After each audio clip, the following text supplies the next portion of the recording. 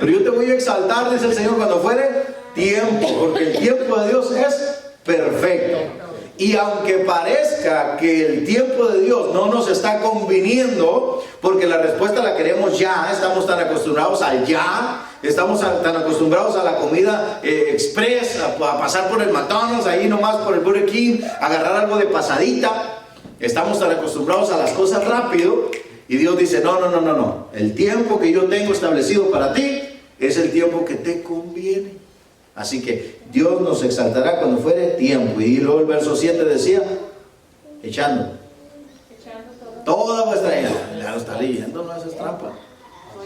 Echando toda vuestra ansiedad sobre Él, porque Él tiene cuidado de nosotros. Humillaos pues bajo la poderosa mano de Dios, para que Él los exalte cuando fuere tiempo. Y resulta que vino la mano de Dios sobre Ezequiel, en Ezequiel capítulo 1, no lo busque, ahorita prepárese con la Biblia, vamos a buscar un montón de textos, los voy a dormir hoy. Vino la mano de Dios sobre Ezequiel y miré, dijo Ezequiel.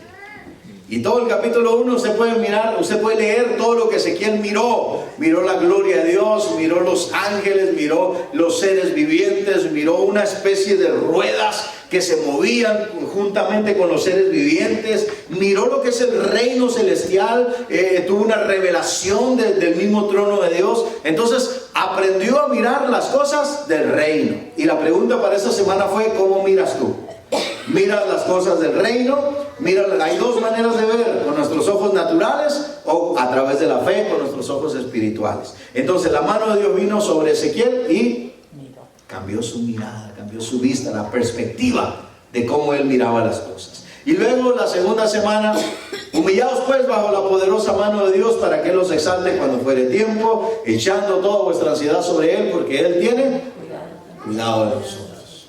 Y la mano de Dios vino sobre Ezequiel, dice, y le dijo, levántate, voy a hablar. Entonces cuando la mano de Dios viene sobre ti, viene una revelación de la palabra.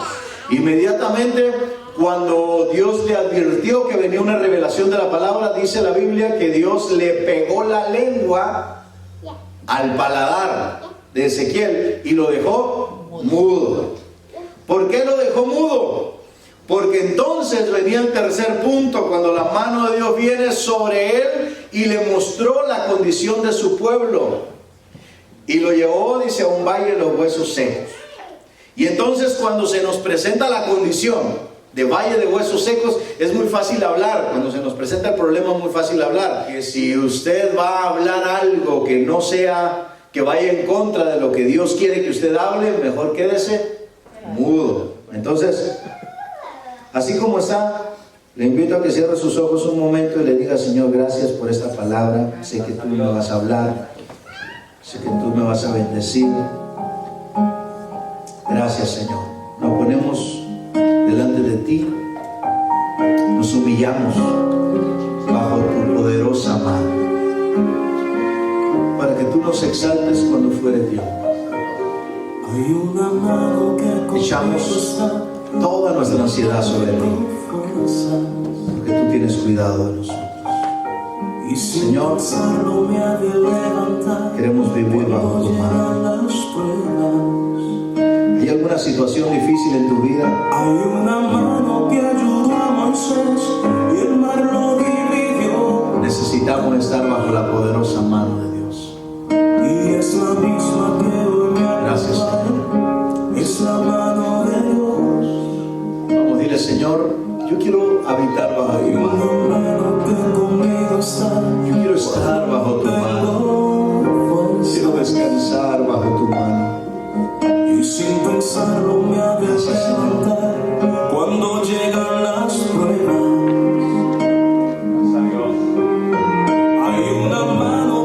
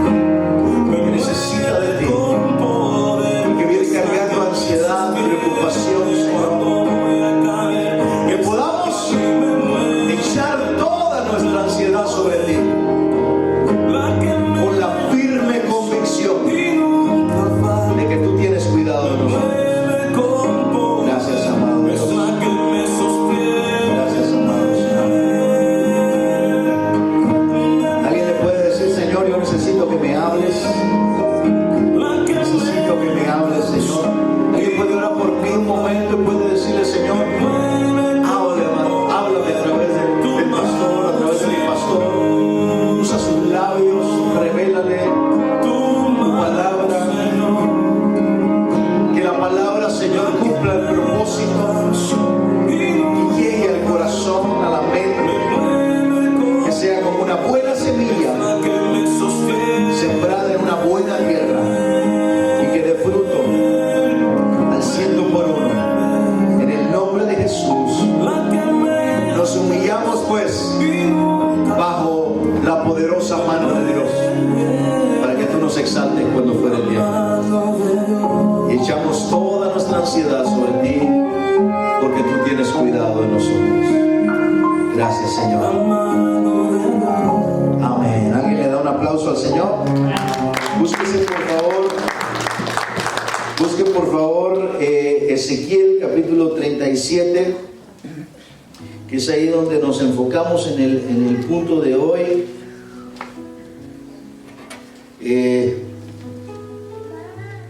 Fíjese que yo, antes de ser pastor, mi corazón iba más inclinado. Yo le pedía mucho al Señor que me permitiera desarrollarme más en el ministerio evangelístico.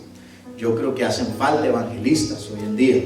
Yo creo que los que se llaman evangelistas, para todos los que me están mirando, los que me van a mirar en las redes sociales y todo, ahí les va el pedradón. Yo creo que los evangelistas de hoy en día, muchos de ellos, ya no son evangelistas, son predicadores ambulantes.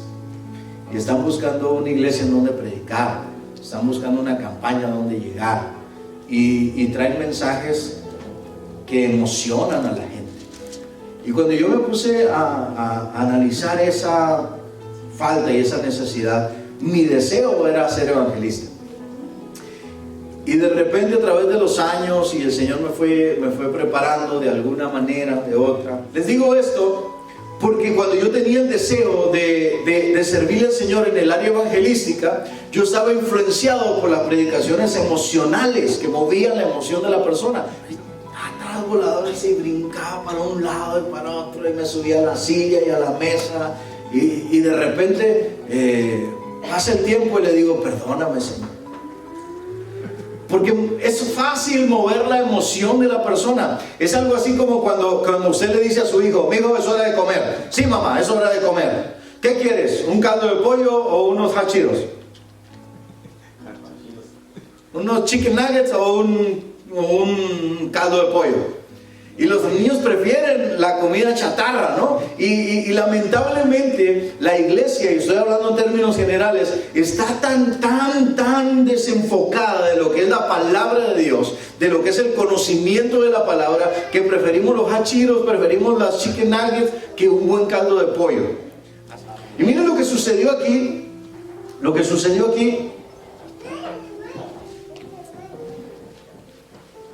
En Ezequiel capítulo 37, pero quiero que pongan mucha atención aquí. Dice, la mano de Jehová vino, ¿qué? Sobre mí. Otra vez la mano de Jehová aparece en el escenario. Vino sobre mí y me llevó en el espíritu de Jehová. ¿Y qué?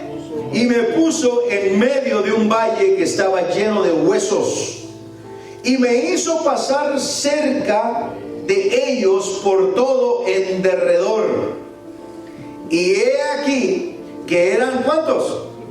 Muchísimos sobre la faz del campo, y por cierto secos en gran manera. Cuando la mano de Dios viene sobre ti, tienes una revelación de la condición del pueblo de Dios.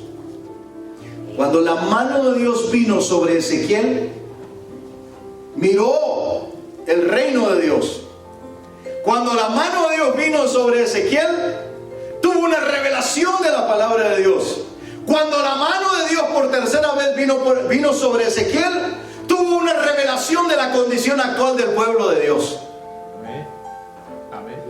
Y dice la Biblia que esa revelación, esa visión que tuvo del pueblo de Dios, escogido de Dios, de aquel pueblo que había vivido milagros, de aquel pueblo que Dios los había sacado con poderosa mano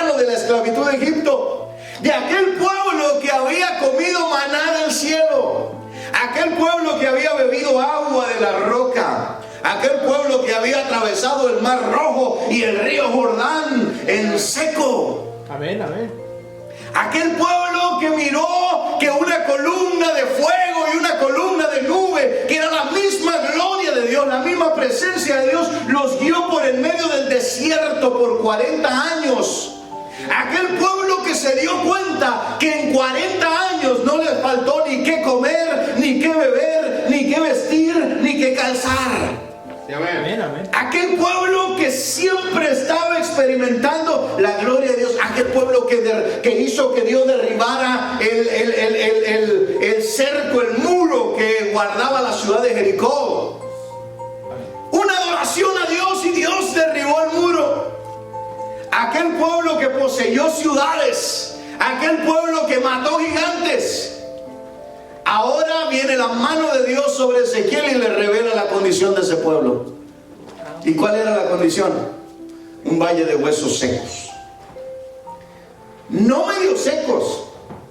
Dice todavía la expresión de Ezequiel: secos en gran manera.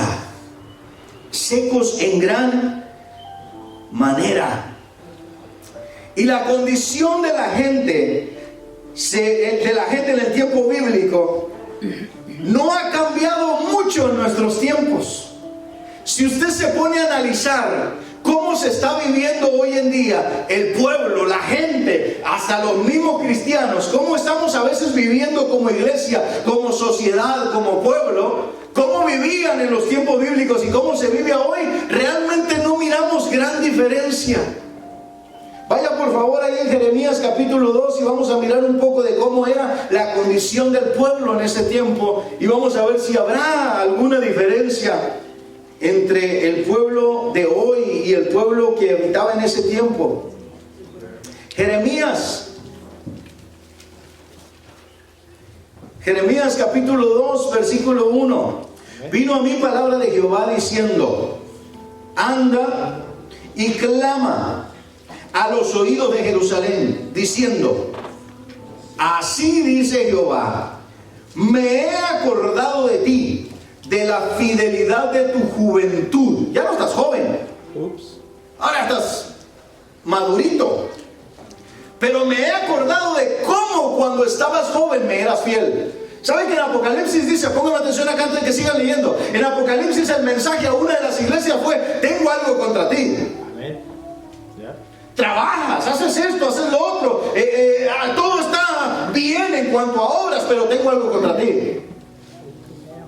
No es la misma fidelidad que me tenías en los tiempos de tu juventud. En Apocalipsis dice: has perdido tu primer amor. Y entonces desde el tiempo de Jeremías hasta el tiempo de Apocalipsis, y nosotros estamos en el medio de esos dos tiempos, la cosa no ha cambiado mucho. Yo no sé si tú te acuerdas la fidelidad de tu juventud, de tus primeros comienzos, cuando recién te entregaste al Señor, cuando experimentaste la gloria de Dios por primera vez. Si nunca lo has hecho, entonces yo te entiendo. Pero mientras estábamos cantando este canto que les dije ahora, cerré mis ojos y me transporté hace 15, 16, 17 años atrás a la célula donde podía cantarle al Señor: con manos vacías vengo a ti. Y aquel canto que decía: hay una fuente en mí que está brotando, que está fluyendo. Y luego otra cancioncita: oh Adonai, Dios del universo. Yo me acuerdo de esas 5 o 6 cancioncitas que cantábamos semana tras semana en nuestra célula. Me acuerdo los momentos en los cuales doblaba mis rodillas ahí en el baño y el Espíritu de Dios venía y me bautizó y me llenaba con su poder, con su gloria. Yo creo que tú lo recuerdas también. Amén. Yo creo que recuerdas cuando venías y orabas y clamabas por la iglesia, por los perdidos, por el pastor, por los ministerios. ¿Alguien se acuerda cuando lo hacías? Dice: el amor de tu desposorio, cuando andabas en pos de mí en el desierto, en tierra no sembrada. Brínquese al al versículo 11, perdón. Versículo 11 dice: ¿acaso alguna nación, fíjese el reclamo de Dios, cómo el pueblo se había vuelto huesos secos? ¿Acaso nación ha cambiado sus dioses, aunque ellos no son dioses. Sin embargo, mi pueblo ha trocado, ha detenido, ha estorbado su gloria por lo que no, ¿qué dice? Una pregunta para ustedes: ¿los cristianos somos aprovechados, sí o no? Díganlo fuerte, ¿los cristianos somos aprovechados, sí o no? Sí. Cuando alguien le diga, no, tu pastor es un aprovechado, usted diga, yo también. Y tú deberías de dejar de ser tonto y ser aprovechado también. ¿Sabe qué es lo que dice la Biblia aquí? Le está diciendo, señores, pueblo, los otros pueblos, las otras naciones no se han alejado de Dios. No han cambiado de Dios, aunque no son dioses. Y ustedes, dice, están estorbando la gloria, su bendición, su gloria, por lo que no aprovechan. ¿No aprovechan qué? Alguien que me diga, por favor, ¿no aprovechan qué? Le está diciendo Dios. No. Les está diciendo, ustedes no están siendo bendecidos por lo que no aprovechan. ¿Cuál es el contexto? El contexto de lo que acabamos de leer ahí en Jeremías. Los otros pueblos no han dejado a su Dios, aunque esos no son dioses. Pero ustedes no son bendecidos por lo que no aprovechan. ¿Qué? ¿No aprovechamos qué? ¿No aprovechamos qué? Por favor, alguien que me diga. Gracias, hermano. Aquellos no cambian a su Dios, aunque no sea Dios. Y ustedes, dice, están estorbando su bendición por lo que no aprovechan. ¿Qué? ¿No aprovecho qué? Al Dios que tienes, al Dios que le sirves, al Dios que adoras. Entonces, ¿por qué les digo que los cristianos somos unos aprovechados? Porque debemos de aprovecharnos y nos conviene servirle a Dios. Y Dios mismo nos está diciendo, hey, tú no aprovechas el Dios que tienes. Es como si nuestro papá fuera el dueño, no sé, de alguna compañía y fuera rico y tuviera todo, y llegáramos nosotros, ahí está la parábola del hijo pródigo, y llegó y le dijo el hijo que se quedó en casa, le dijo, este viene y te pide los bienes y se los das, y va y se los gasta con rameras y los despilfarra y todo, y a mí que soy tu hijo, que siempre te sirvo, que siempre estoy aquí, no me has dado ni siquiera un chivito para hacer fiesta. Hijo, le dice, tú vives conmigo y todo lo que tengo es tuyo. No me tiene que pedir un chivito, todo lo que tengo es tuyo. En otras palabras, le está diciendo lo mismo que le dijo Dios al pueblo. Oye, tú no aprovechas. No eres bendecido por lo que no aprovechas. ¿Qué no aprovecho? Al Dios que tienes. Y yo no sé si hay alguna diferencia entre el pueblo del tiempo bíblico al pueblo de hoy. Y entonces Dios lo llevó al valle de los huesos secos, donde le mostró la condición del pueblo. Un pueblo que se había alejado de Dios. Un pueblo que le había dado la espalda a su Dios.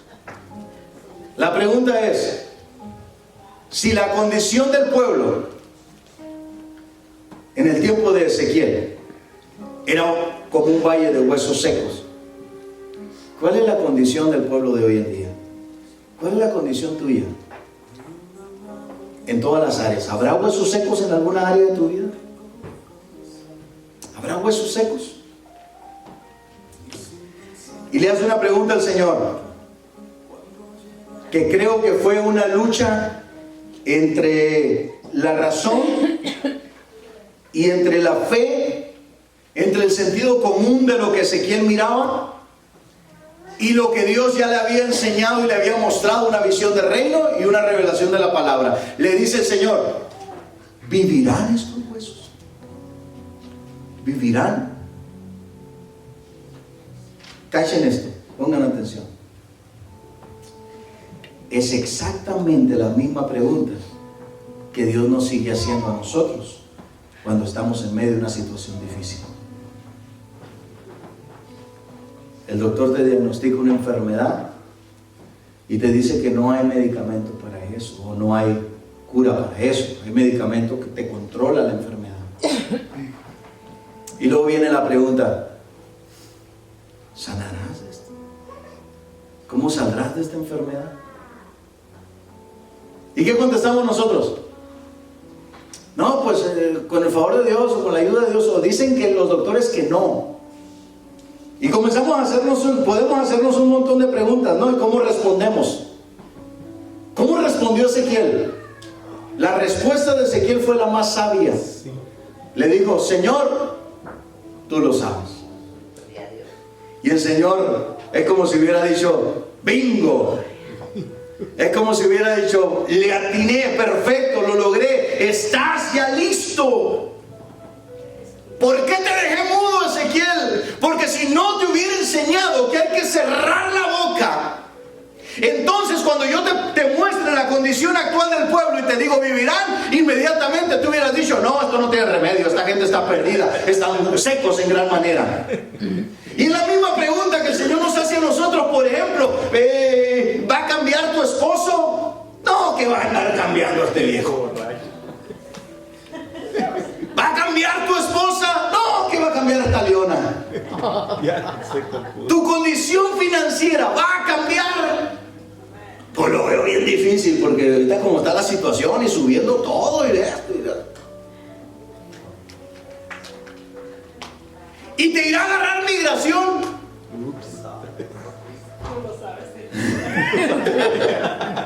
Pues por eso no salgo ni ando desde aquí, nomás ando con mucho cuidado, porque... Y comenzamos a contestar, no sé, palabras. ¿Y tus hijos, tus nietos, un día de verdad van a querer algo con Dios? ¿Cómo contestas tú ante las situaciones difíciles de la vida? Ezequiel contestó bien, porque Dios lo dejó mudo.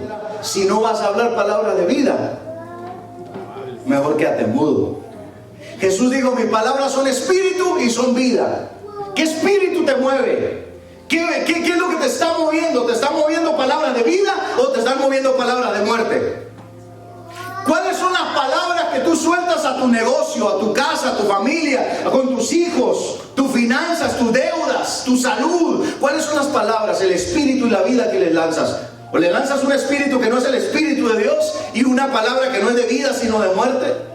Les dije la semana pasada que muchos de nosotros no tendríamos tantos problemas si hubiéramos nacido mudos. ¿Quieres que te vaya bien en la vida y ver días buenos? Refrena tu lengua, dice. ¿Vivirán estos huesos? Y Ezequiel, ¿qué le responde? Señor Jehová, tú lo sabes. Tú lo sabes. Mire, la fe de Ezequiel ya se había alineado con la voluntad de Dios. Tú lo sabes, Señor. Ya la mirada de Ezequiel ya no era una mirada natural, porque ya había mirado el reino de Dios, ya había mirado, había tenido una visión de reino, ya había mirado la gloria de Dios. Entonces la fe de Ezequiel ya había aumentado. Ahora las palabras de Ezequiel tenían que alinearse al espíritu y la vida, tenían que alinearse a las palabras de Dios. Y entonces el Señor le dice: ok, ya miras diferente, Ezequiel, ya hablas menos, ya te da temor hablar, ahora ya no quieres hablar, ahora quieres que hable yo, por eso me dices: tú lo sabes. Fíjate bien lo que vas a hacer. Profetiza sobre esos huesos. Háblales a esos huesos. Ya no es lo que yo puedo hacer a través de mi palabra, sino lo que tú puedes hacer a través de mi palabra. Fíjense bien, nosotros muchas veces le decimos que se haga la voluntad de Dios. Y está bien que se haga siempre que se haga la voluntad de Dios. Pero es lo mismo que le dijo Ezequiel: tú lo sabes, que se haga tu voluntad. No. Mi voluntad, dice Dios, la vas a aprender a hablar tú. O sea que el que le va a dar vida a los huesos vas a ser tú, a través de mi palabra. Y habla en medio de tu situación, en medio del valle de tus huesos secos. Profetiza, habla la palabra que ya está escrita. ¿Sabe usted que en esta Biblia hay muchas más cosas que usted y yo podamos alguna vez ver imaginado? Si nosotros aprendemos a profetizar la palabra, todas las cosas a nuestro alrededor van a cambiar. ¿Alguien dice amén? Amén. En el nombre de Jesús, cuánto necesitamos humillarnos, pues, bajo tu poderosa mano, para que tú nos exaltes cuando fuere tiempo. Ayúdanos a vivir bajo tu mano, porque cuando tu mano viene, la visión cambia. Porque cuando tu mano viene, la revelación de la palabra llega. Porque cuando tu mano viene, podemos mirar la condición y los huesos secos. Porque cuando tu mano viene, aprendemos a profetizar tu palabra y no la nuestra. Tu palabra es la que provoca milagros. La nuestra es la que nos condena y nos hunde más. Pero la tuya nos da victoria. Oro, Señor, para que tu pueblo haya recibido esta palabra y que cumpla el propósito por el cual fue enviada.